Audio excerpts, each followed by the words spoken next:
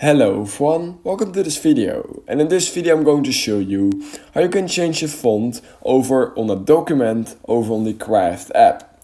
So if you want to basically change your font, which is kind of cool to do, then here's how you can do this for the Craft app. So first of all, open the Craft app just like this. Once you've done that, simply go to the top left corner of your screen at this little arrow icon right here, and then you want to go and click on the top left corner again at your profile picture basically. Once you've done that, simply click on your name right here, and it will expand this menu right here where you then click on settings.